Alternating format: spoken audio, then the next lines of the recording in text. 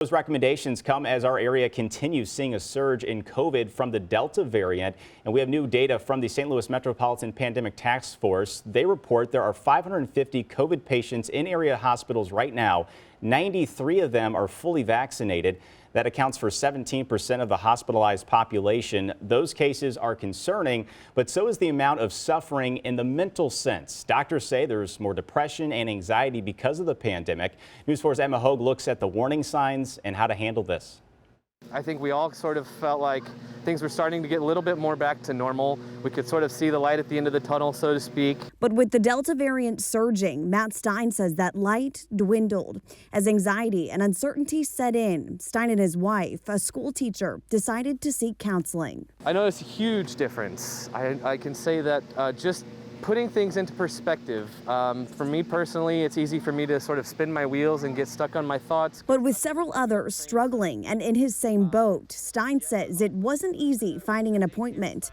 Another concern is how the pandemic is affecting his 2-year-old son, Julian. It is sort of, I think, jarring and confusing for them at first to see and sort of adapt to and kind of see as a normal. Both inpatient and outpatient.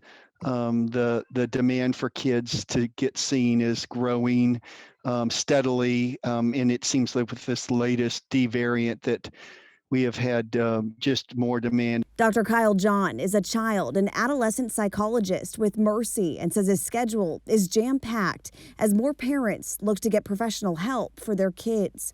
The most common symptom, anxiety, fueled by the Delta variant. I think folks were starting to catch their breath last spring, feeling like, okay, here comes summer. We're all going to get to do some normal things. We can get folks vaccinated. We'll be back to our normal routines at school. And then the D variant has come along and really thrown people for a loop. So how do you know when you or your child need help?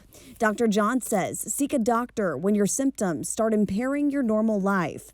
Otherwise, sleep, a healthy diet, exercise, and creating a routine can drastically help with anxious thoughts. The week before school starts, put yourself back on the routine. Get up at the time you have to get up for school so that you're ready. And for anyone second guessing whether to seek help, Stein says it's worth it. It's very hard to sometimes take that initial step, but I find that once you get started, like most things, sometimes that almost motivates you to keep going. Emma Hogue, News 4.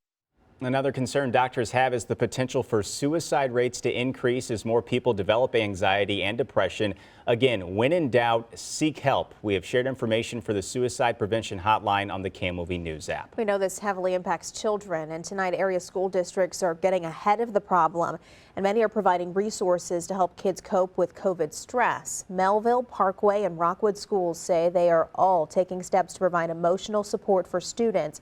Efforts include everything from mental health professionals to mental health first aid. You can check with your school for more information on those.